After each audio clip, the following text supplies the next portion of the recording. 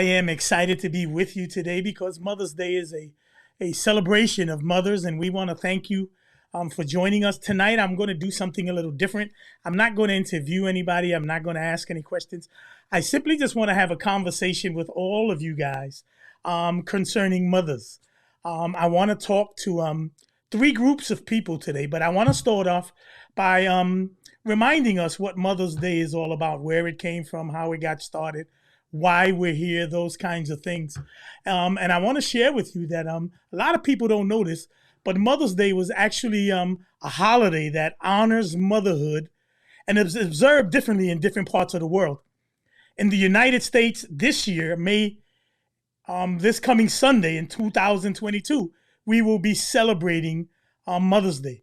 The American beginning of Mother's Day was created by Anna Jarvis in 1908. And then it became an official holiday in 1914. And the interesting thing about it is that when she started the holiday, she was doing it to honor her mother. And because it became so commercialized, she actually started a petition to try to get rid of Mother's Day because of it lost its value. It began to lose its value. And that's why today I'm doing something a little differently, because I want to talk to each of us about mothers, because there are at least three different situations all of us deal with when it comes to mothers. I believe in honoring mothers. I had one of the most wonderful women in my life. As for a mother, I'm going to talk a little bit more about her in a little while. But I just think that we can never forget. I believe we can never forget that our mothers, the women in our lives, have made such an amazing difference. And I want to help somebody today. I'm going to be dealing with three groups. Number one, I'm going to talk to those of you who your mother's alive and everything is well. You guys are having, you have a good relationship. Everything is well. You guys are doing well. I want to talk to you guys. And then I'm going to transition to those of us who have lost their mothers. And I want to encourage and help those who are dealing with it. Because so many times we think that it's simply Mother's Day, everybody should be celebrating, everybody's happy. But the truth is, Mother's Day is hard for some people. And so I wanted to take some time and talk to you guys. And then the last group I want to talk to, and this was actually something that one of the mothers on my Facebook page came to me and shared with me her heart. And I want to open this up tonight. I want to talk to the third group, which is the group whose mother is alive, but things are not well. You don't have a relationship, or you have not talked in years, or things have gone astray in your relationships. I want to talk to all three of you guys tonight, but I want to start off by singing or having a song sung by one of my favorite mothers, I guess, if you want to call her that, Miss Shirley Caesar. Momma. I don't know. I remember Momma. And just sit back, relax, enjoy this song. And at this point, I want you to go and tell somebody, go share somebody. We're going to be talking about mothers and the effects they've had, the women in our lives, grandmothers, aunts. We're going to be dealing with that. Go and tell somebody, share this link with somebody as we go to this song, I Remember Momma, by Sister Shirley Caesar. Sit back, enjoy, relax, and let's have a good time together as we celebrate Mother's Day. I remember Momma and the love that she gave. Kneeling by her bedside, I can still hear Momma say, the people are depending on you, Shirley. Don't you let them down. I remember Momma in a happy way.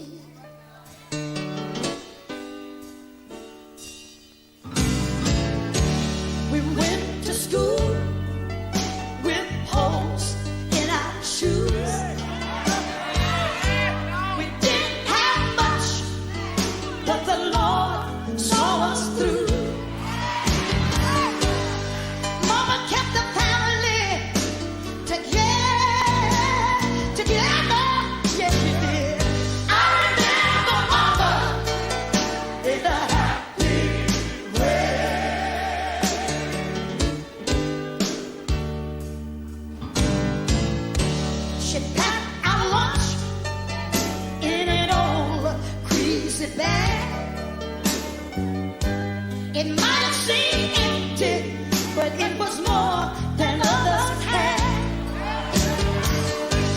It had a lot of love way down deep inside. Yes, it did. And I remember Mama in a happy way.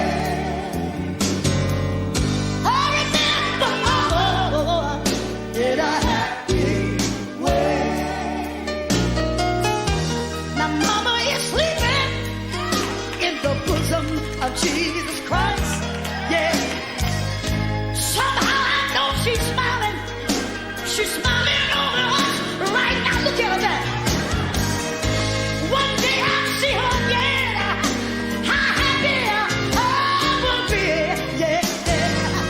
I remember Mama in a happy way. Yeah. I remember Mama in a happy way. My brothers and sisters, they're living far apart. Although my mom is gone, she's right here in our hearts. We all gonna pull together and stay in the holy place. Why?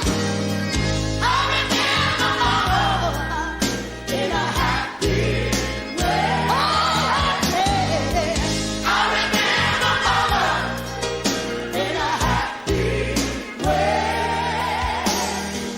You know, I remember my mama when I was about 12 years old. I was going to church, playing church. How many of you used to play church? Let me see your hand. Yeah, some of you still play. And I remember I'd go down Mount Calvary, that's where I belong. And I'd jump and I'd shout and I'd come back home. But I was still disobedient. I would talk back. And one day, me and Ann here, we decided that we want to play church. Let me tell you what we did. We went out in the back and started playing church. And my brother was a pastor. Me and Ann here, we were the members in the church. And let me tell you something. It's hard to come in contact with Jesus and still be the same. I don't care who you are. I don't care. You can be the Jesus of sinners. You will never be the same. And I've forgotten I've been going down to the church, playing church. Came home still disobedient. Didn't want to wash the dishes. Didn't want to bring the clothes in off the line. Didn't want to do anything. Mama said, I'm sick of you going down to that church playing with God. And then there, we went outdoors. We started playing church. Sat down on the bottom step. My brother was a preacher.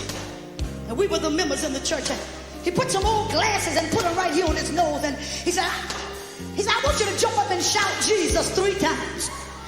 And I jumped up and I shouted Jesus 2 times. But when I jumped up the 3rd time, something got a hold of me. I couldn't sit back down. Ann ran in the house. She said, Mama, so Shirley is out there playing with the Lord. Mama came to the door. But she looked out there and saw me shouting and dancing all over the backyard, tears running down my face. It's just a laugh. Mama looked out there and she said, she ain't playing this time. Hallelujah!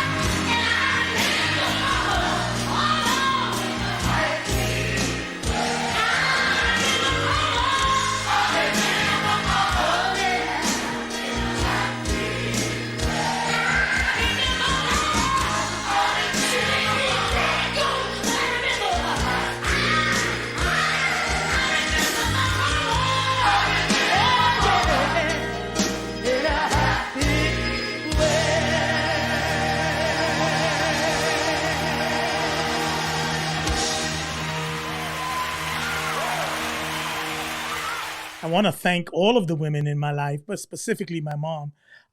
Many of you don't know this, but my mom is no longer living, and that's why I try to do this tribute as often as I can.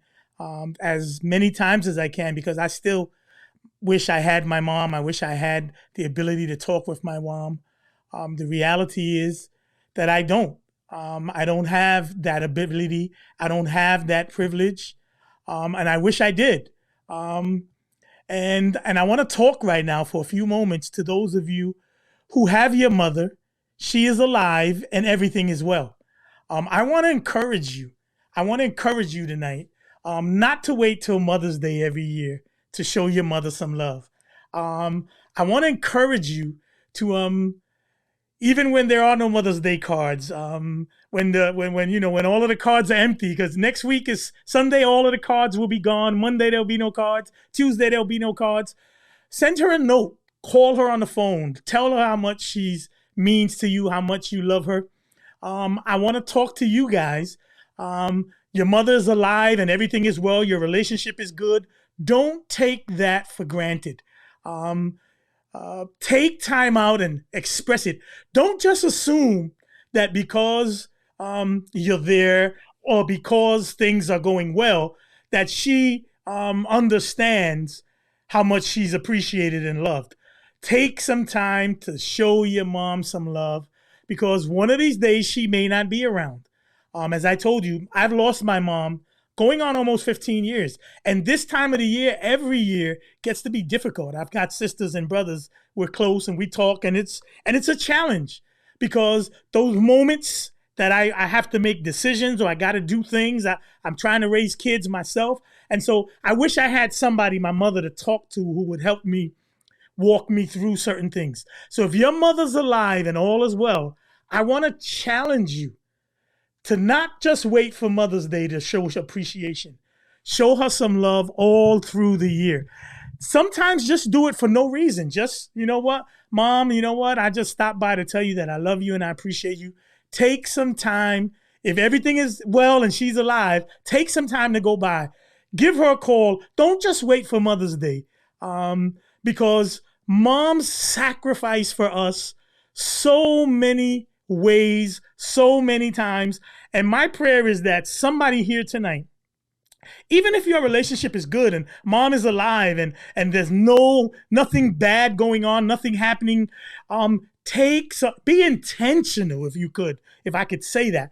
Be intentional about showing mom some appreciation, not just on Mother's Day, because trust me when I tell you, you only get one mom, and you should cherish the times that you have.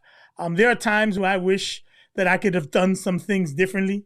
There are times where I wish that I would have, showed more appreciation or did some things differently. And I don't have that chance today. And I'm challenging those of you who have the chance to go ahead and show mom some appreciation above and beyond just the card on Mother's Day. Wash her car from time to time. Put gas in the car. Take her to lunch. Write her a note. Whatever it is, just show some appreciation. And moms, if you're out there and you agree with me, say something in the chat. Say something in the comment. Say, you're right, Pastor. You know what? You're right. And hear me carefully, friends. And I'm not saying that to the moms or to you guys, because that's why they do what they do. That's not why moms do what they do. They do what they do because they are moms.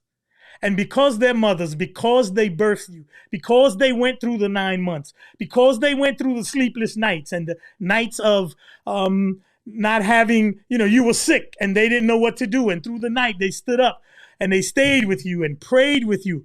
They did all of that, not because they're looking for a card on Mother's Day, they're asking you to take them to lunch, but they did that because they loved you. They loved me. And my challenge to you guys is to turn around and make that kind of sacrifice for mom. Make that kind of sacrifice to show her that you love her. And so group number one, if mama is alive and all is well, take some time out, not just in May during Mother's Day, but all through the year, every chance you get, show her how much you appreciate her. And moms, and if you agree, just say like, just hit the like button, just share this, just say amen, whatever it is it may be. I want to talk to the second group, and that's you guys who are in this group with me. Some of you know exactly where I'm going with this. The reality is that some of us, our mom is no longer with us. Some of us this is a tough time. This is a difficult time. Our moms are no longer living.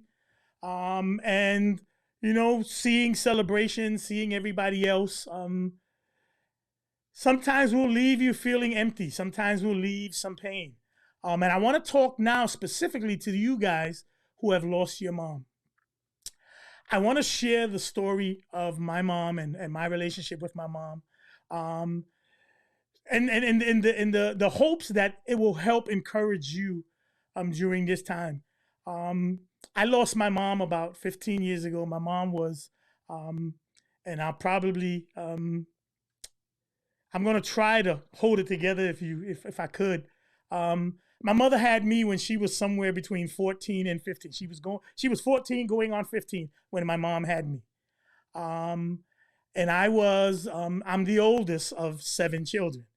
And as I said, my mom had me, she was 14, 15.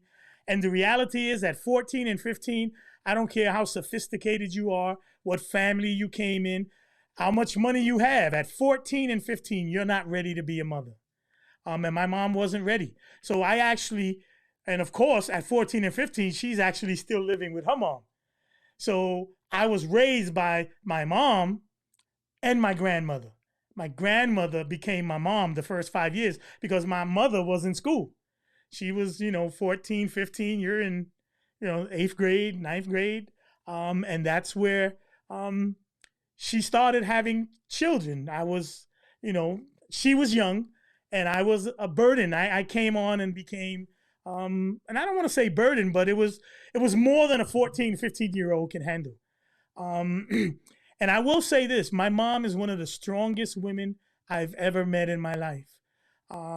My mom raised 7 children. And the reality is most of my life, I was raised without a dad. I didn't have a father figure. It was my mom. After I was about 5 or 6, 7, 8 years old, it was just my mom. And it was my mom by herself with all of the children. And my mom is one of the strongest women I know. And that's why I do this tribute. The year that my mom was passing, I was in Athens, Georgia, and I was doing a radio station at the time, a radio program at the time. And I remember the last time I did that presentation for my mom before she passed. And I still have the recording.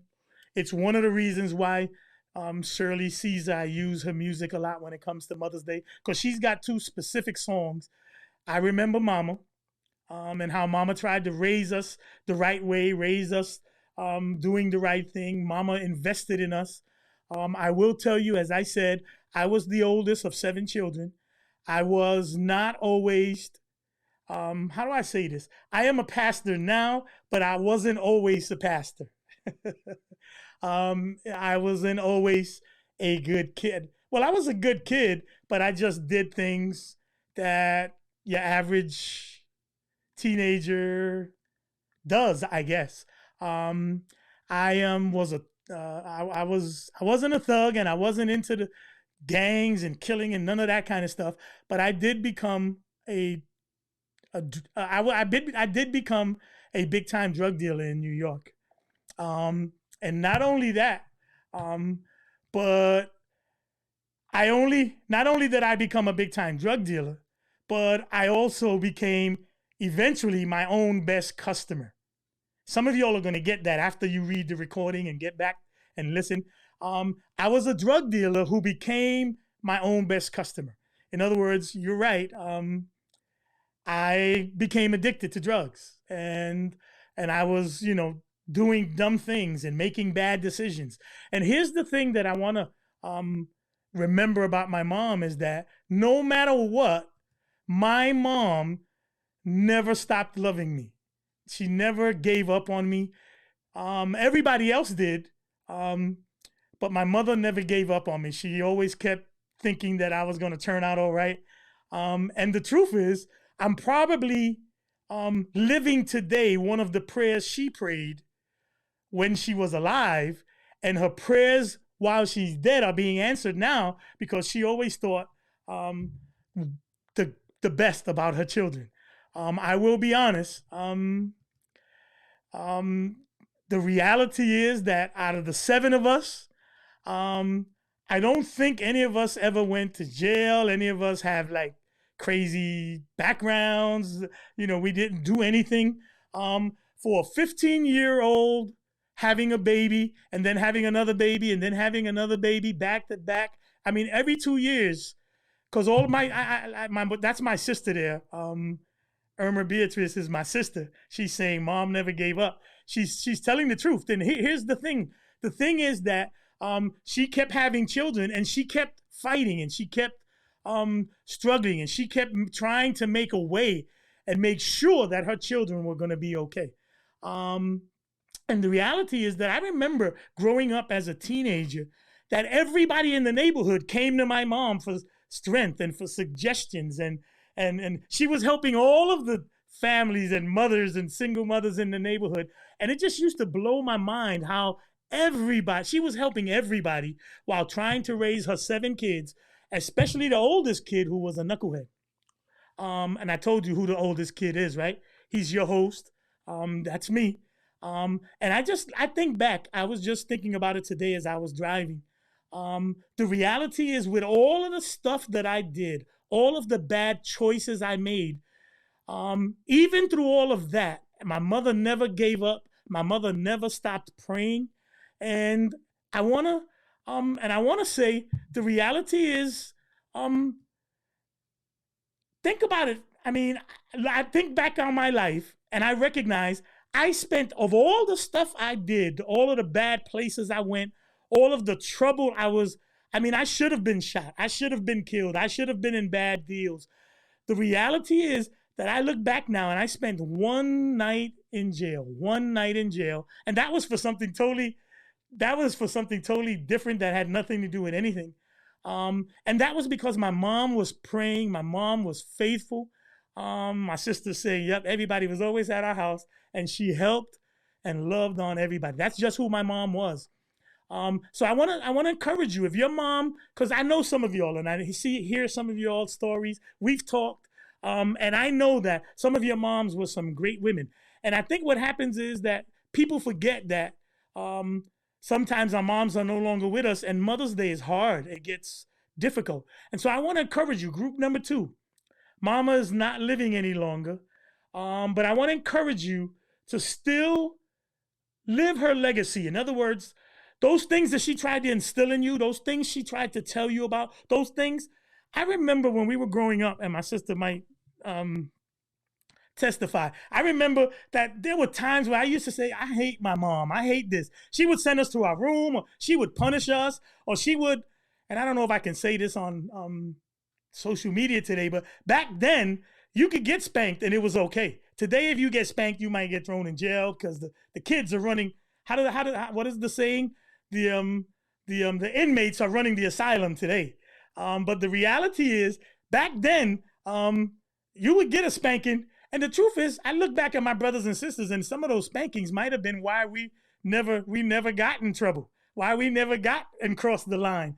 Because Mama didn't play. I don't know about your mom, I don't know, but my mom didn't play. She could look at you and you knew, and you would just get in line. And she would send us to our room, or she would spank us, or she would do certain things, or she would punish us. And I used to remember saying, I'm going to run away but looking back, I thank God that my mom was the way that she was, because that's Sister Austin says she's ready to give me a spanking. I'm too big for spankings now, but I know what you're trying to say. The reality is that she's saying, you know what? I know her sons. Her sons are good friends of mine, and I know she'll spank her son right to this day, and he's grown. And I hope that Carlos sees this later, and I hope the rest of them see this later. But the truth is, I believe that my mom being the way that she was, some people would say today that it was, over the top, it was too much, or whatever you want to call it. But I believe it's one of the reasons why we turned out not as bad as we did. And I just want to thank my mom, and I want to thank all of the beautiful women um, who helped raise me. I talked about my grandmother because sometimes it's not just mom. There's aunts that are there. There's grandmothers that are there. There's cousins. There's some ladies in the church helped raise me and shape me. I'm going to mention a few of them specifically. I was raised in Brooklyn, New York. I became a Seventh-day Adventist when I was about 12 or 13. And I remember three specific women, that helped shape who I became, who I am today. And some of you may look back and see this video and you may think about it. But first of all, I want to thank, there was Sister Elizabeth Smalls.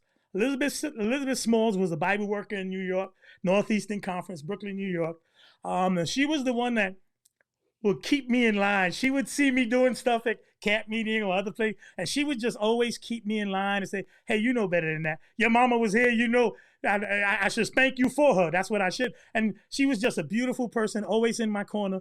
So I want to thank Sister Elizabeth Small. She's no longer living, but she was a beautiful person who kept us in line. And that was when I was younger. I was 13, 14, 15. I needed another person in my life to help keep me straight and keep me on the straight and narrow. And then there was probably the woman that, besides my mother and my grandmother and my aunts, probably the woman who's affected me more than anybody else on planet Earth would have to be Sister Patricia Langley. Many of you know her. And if you know Sister Langley, she was everybody's mom. And she became your mom and she stayed your mom. And she's probably still your mom to this very day. And Sister Pat Langley, I just want to tell you, if you ever get to see this, if you ever see this live or whenever you see this or somebody shares that and you can see it, I want to tell you I love you and I thank you for all that you've done. She was another Bible worker in Northeastern when I was growing up. And she was just an amazing, amazing woman. She didn't care where we were. She didn't care where you were. She didn't care what the situation was. If something was going on, she was going to stop and pray. And man, I tell you what, you can't be in trouble and pray at the same time. You can't cause problems and pray at the same time. And so I want to thank Sister Langley. She again, and I want to say she didn't just raise me from 13 to 15. We're still good friends. She's still in my corner. She still calls me from time to time. I still talk to her. She's still an influence in my life. And I just want to shout out Sister Patricia Langley. Sister Pat, thank you so much. God bless you. And then there was, and I guess I'm saying one, but there were two sisters as I got older, 18, 19, 20-year-old. As I got older, there were two other women, the Brooks sisters, Anna and Clarice Brooks. And those women were an amazing model of Christianity. I've never seen anything like them. Never seen anything like them since. They both I believe they're both deceased now. But the reality is they were some amazing sisters. They were completely opposites, but they were some of the most beautiful. I mean, it was literally, no matter what the situation was, they were a Christian example. And I want to say thank you to Sister Anna and Clarice Brooks for looking out for me all through the years. I want to say thank you to all of the women. There's been, I mean, if I was to stop and talk about every woman that helped make a difference in my life, I'd be here all night. Sister Lewis in the Ellenville, New York church and others. I mean, I could go on and on and on and on. And so I just want to say thank you to all of those. I want to take a special thank you right now to say thank you to another group of special women. To my grandmother. My grandmother passed away last October. A year ago, October. And she was, again, the person who raised me when my mom had me at 14, 15. Because mom was still living with her mom. My mom was still living with her mom, which was my grandmother. So she raised me, the two of them together. And so I want to give a shout out to my grandmother. She became my member. She was a member of my last district, and she was very influential in my life. And I just thank her. I thank God for her and for her life. And then there's my Aunt Julie. My Aunt Julie is she's still alive. She lives in the Florence, South Carolina area. She also came down from New York and became members at my last district. And she's still there, and she's still a powerhouse, a beautiful person in my corner. We talk about almost everything, and she was very supportive, always was, always will be. And I just want to say thank you to her. I want to say thank you to my sister Beatrice, who's on here, an amazing woman who herself has been raising children, sometimes by herself. And she's just as strong as my mom, most kind, loving person. Reminds me of my mom so much. We are still very, very close. And I just want to say thank you to Beatrice as well for your love and your support and always being there. And then I want to say thank you to Dana. Dana is my children's mother, and she is the most amazing mother, because I know that my children are like their dad, if that makes any sense. And my children will give you a run. Well, my two oldest children will give you a run for your money. I love them to death. But I don't know many women who would have put up with somebody else's children, if that makes any sense. And I just want to say thank you to Dana. She's a wonderful mother. We have 2 children together and 4 children altogether, but all of them are our children. And I just want to say thank you for being a spotlight and just being encouraging all the time, being a great mother, being a great friend, being everything that the children needed. Even when I didn't want to be supportive, she stayed supportive. Even when I got angry and said, let's be a man about this, she still supports them. She reminds me of my mom as well. And I want to say thank you and shout out to Dana. Thank you so much for what you've done to raise those children. I'm proud of all 4 of my children, and it's because of the influence that Dana had in their lives. And so for those of you whose mom is not living any longer, I want to encourage you to hold on, hang on to those memories. That's how I get through. There are some days where it's tough, it's hard.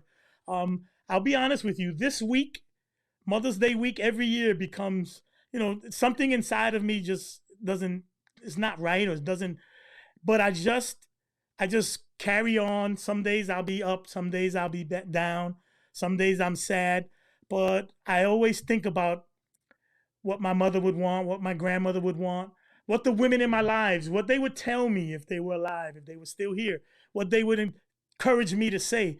And so I want to encourage you, those of you who've lost your moms, hold on to those memories. Think about the wonderful times. Think about the things they instilled in you, the values they placed in you. Think about those things, because those things are the things that are going to see you through. And I just want to encourage you as you go through this week, and you may go through some down times, think about the good times. Think about the positives. Encourage yourself in the memories, the good memories that mom and all of the rest of the women in your lives, grandmoms, aunts, cousins, encourage yourself with the great memories. I know that for my mom, sometimes, and I'm going to share this with you guys, sometimes I didn't appreciate that I was trying to instill something in my children, and my mother would take their side and behind my back do things because she was the grandmother. That's what grandmothers do. They love the grandchildren. And I think they do that because they know they can send them home to mom and dad. In other words, I can love you and spoil you, and then when you get to be spoiled, you can go home with mom and dad. So they do that, and I think grandparents are great at that. But my mom used to do that all the time. If I would say, no, my children can't have this, she would wait till I was in another room or I went out, or she would she would say, come here, come here, come here, come here, come here. And then she would give them what I said they couldn't have. And my kids love her to this very day because of that. And some of you grandmothers know exactly what I'm talking about, because what happens is sometimes it causes frictions. And I was trying to make light of that because I do want to go and transition into this idea of the relationship some children may have with mom who's alive and things are not well. And I just wanted to bring a little bit of laughter to the fact that grandmothers sometimes can go over the top. And I love my mom, and I'll say that to the day we die. The reality is that as my mom was getting closer to passing and we knew she was going to die, we actually became very, very close. We became closer than we had been most of our lives. And I'll be honest with you, there's a generation in my family who is lost because grandma's not been around. And I'll be honest with you, and I'm just telling you that because it's the truth. And so I want to talk to that third group where mama is living, but things are not well. In other words, the relationship is not there. Something has strained the relationship. You guys are not close. Something has happened. I know people who have not talked to their parents, to their mom in years. And I want to encourage somebody today. And perhaps you know somebody who's having a strained relationship with their mom, or maybe you know somebody who maybe can get something out of this video, and I want you to share that with them in the very near future. Listen to me carefully, friends. There are days, many days, that I wish, even though we had ups and downs, my mom and I, even though for the early years we weren't as close as we used to be, as we were at the end, even though our relationship was rocky because I was a knucklehead, I was strong-headed, I was a perfectionist, I was bullheaded, I've always been that way. God is still working on me. And our relationship wasn't always the best. I always thought she loved the other 5, 6 kids better than she loved me, but I think all kids feel that way. She loves everybody else better than she does me. And the reality is, it caused strains in our relationship. But one of the things that helped me to look at things differently was the fact that I began to think about, I won't always have my mom around. And listen to me, friends, those of you who are dealing with issues with mom, or relationship strains, or you know what, we haven't talked in years, or things are not going as well. My mom doesn't understand me, or I don't understand my mom. I want to encourage you to do something about that. Don't just let that simmer and continue to fester, because it's not good for either party, either mom or the child.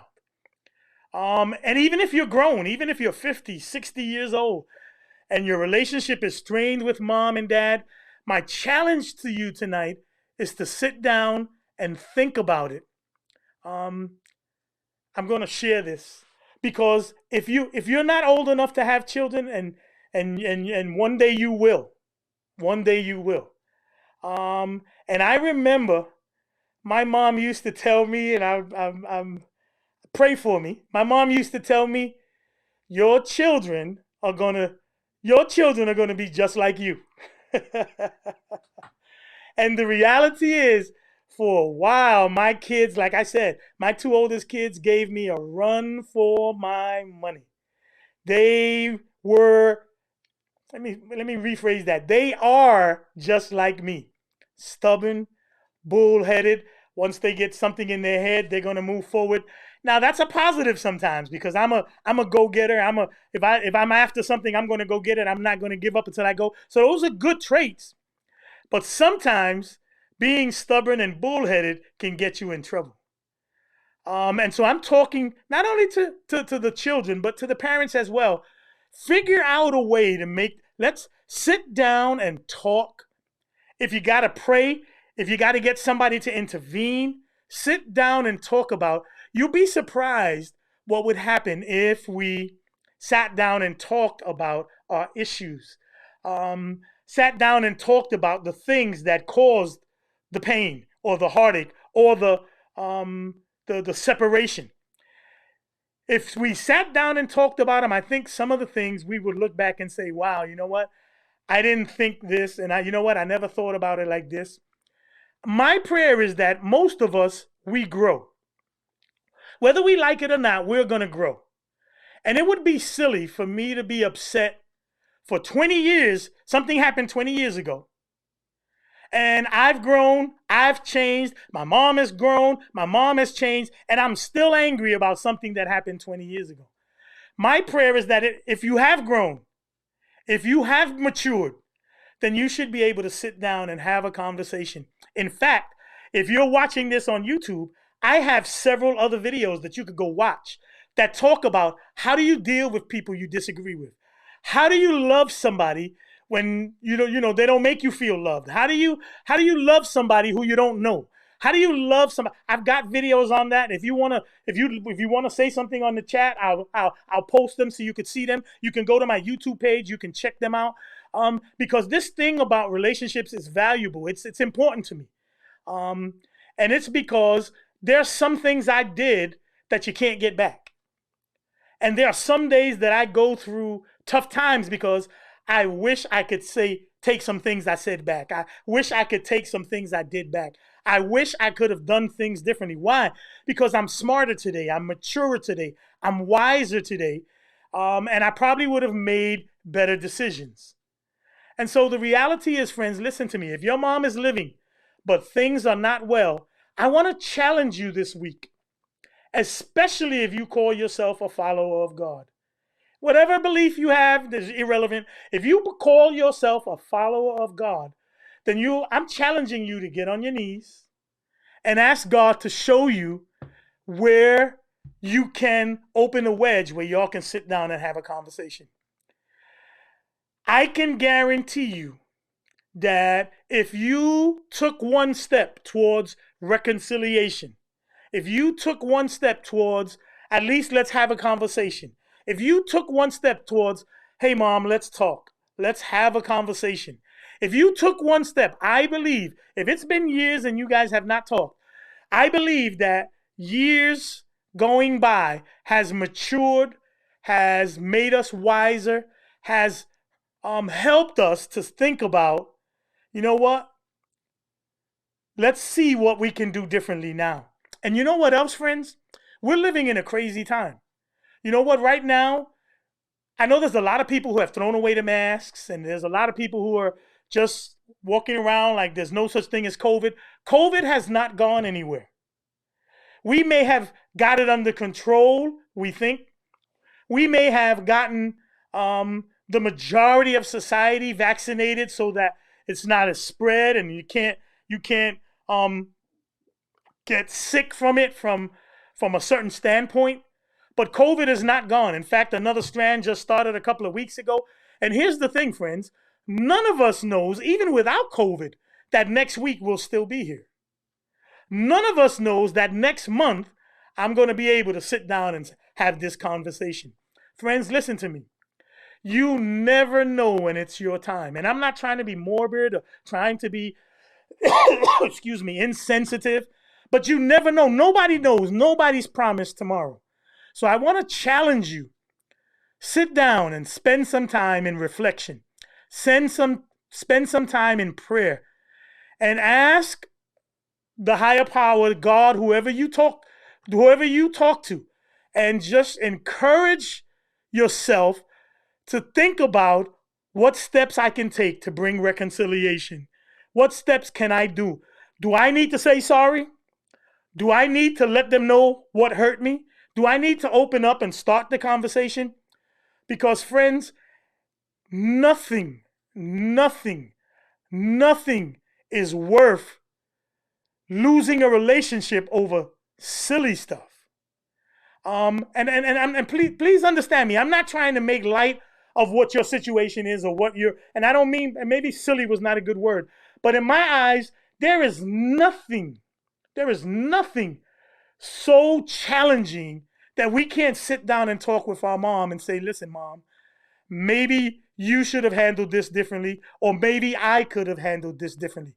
Now is a great time to sit down and reflect and say, you know what? This Mother's Day, I'm going to bring reconciliation to this relationship. This Mother's Day, I'm going to reach out to mom even if she doesn't reach out to me. This Mother's Day, I'm going to honor and celebrate my mother, by doing something different. I want to leave you with two scriptures. The first one is, the Bible says, honor your mother and father, especially, the Bible says, in the Lord.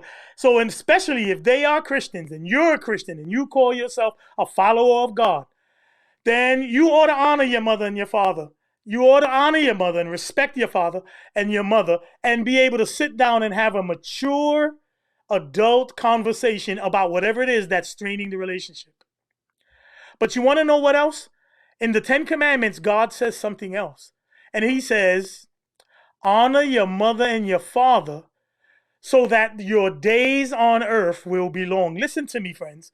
There's a specific blessing to honoring your mother. There is a specific blessing to being faithful to your mother, to being a faithful child. The Bible says so that you can live long on planet Earth. God is promising you that if you honor, and notice it doesn't say honor your father and your mother if they've been good to you. Honor your father and your mother only if they succumb to everything you ask for.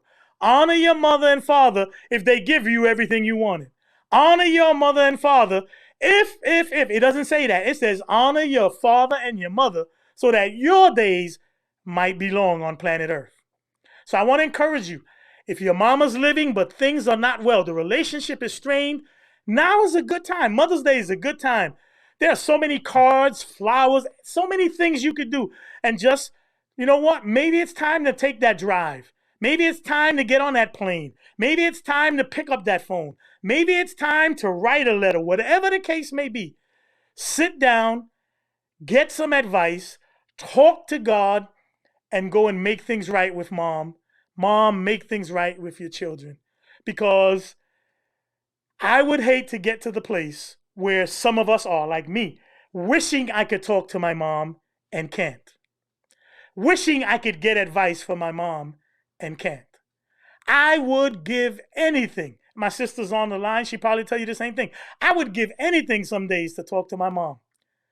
To tell my mom, you know what, my mom, I put my foot in my mouth again. What do you suggest? You know, because I don't care who you are. I don't care how smart you are, how intelligent you are, how many degrees you have, how big your group is, or how 100 you're trying to keep it. The reality is all of us make mistakes. All of us do dumb things. And we need people to forgive us. We need to forgive others. We need to forgive ourselves. And Mother's Day is a great time to do that. Again, I just want to say thank you to all of you for listening, putting up with me. I believe that there is no relationship so strained that God can't fix. There is no relationship that it's so strained that God can't fix. I'm going to say that the third time because they say third time is the charm. There is no relationship that is so strained that God can't fix. So if your mom is living and things are not well, the relationship is not going well, I encourage you, mom, take one more time. Excuse me. Take one more time to call. Take one more time to write.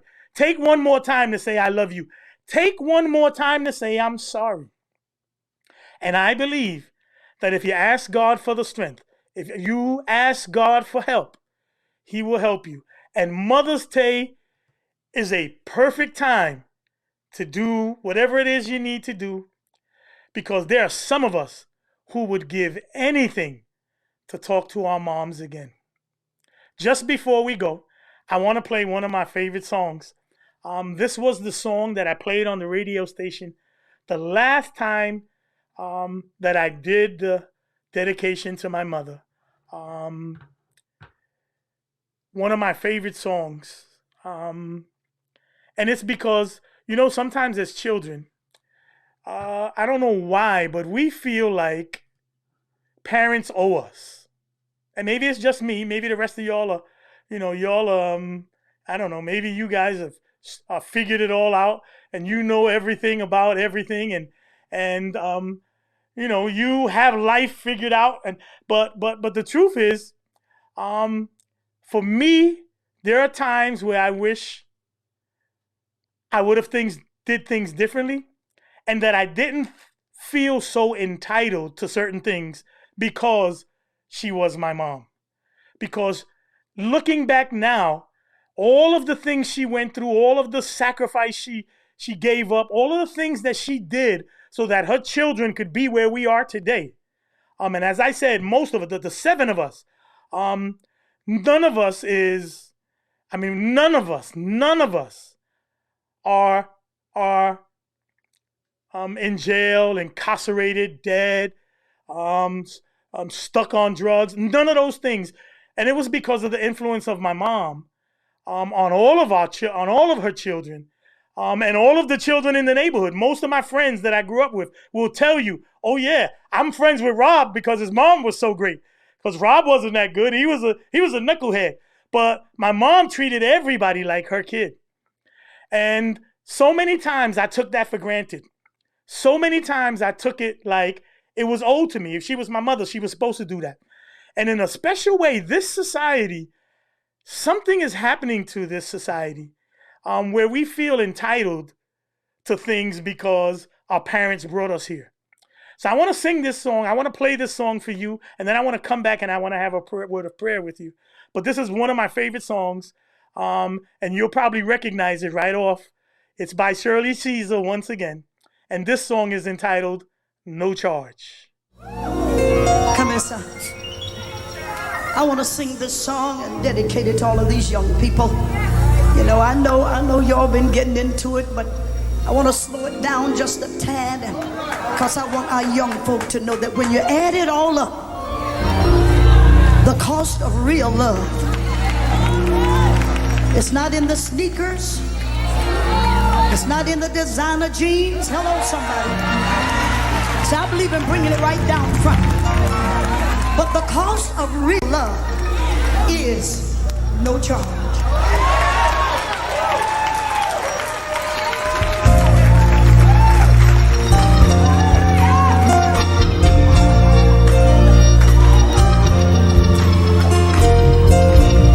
My sister's little boy came into the kitchen one evening while she was fixing supper. And he handed a piece of paper he had been writing on. And so after she wiped her hands on her apron, she took the letter in her hands and she read it. And this is what it said. For mowing the yard, $5. If I'm making up my own bed this week, $1. For going to the store, 50 cents. If I'm playing with little brother, mama, while you went out shopping, 25 cents. Now listen to this. Taking out the trash, $1. If I'm getting a good report card, $5. If I'm raking the yard, mama, $2. Total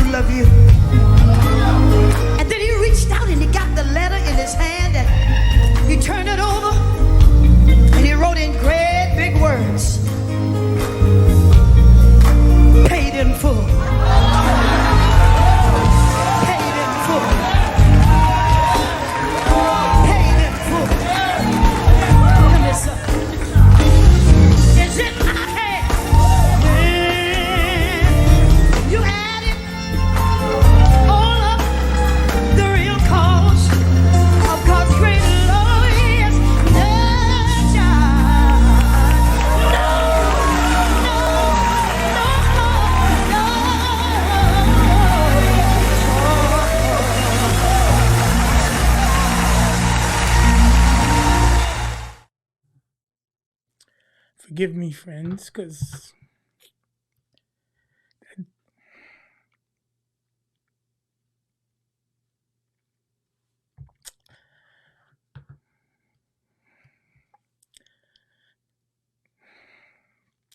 that song does it to me every time.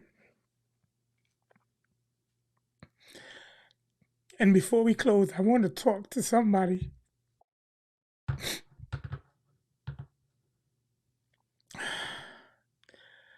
who's wrestling with a relationship with your mom. I wish I could go back and say I'm sorry. I wish I could go back and change things, and I can't. If your mom is alive, it doesn't matter what. Go and sit down and have a conversation. Because I would hate for you to get to the place where you would want to and you can't. I appreciate my mom. I love my mom. But there's plenty of days where I wish. Because that song is the epitome of my mom. When you add it all up, the real cost of true love is no charge. No charge. And so right now, I just want to pray for somebody. Want to pray for somebody. Just, if you would, just bow your heads.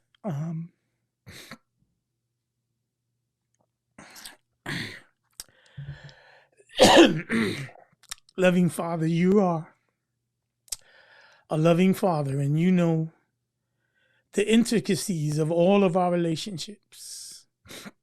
There are three groups that we talked about tonight. There's the child whose mom is alive and the relationship is well. And even when things are going well, sometimes we take it for granted. We think Mother's Day is the only time to show appreciation.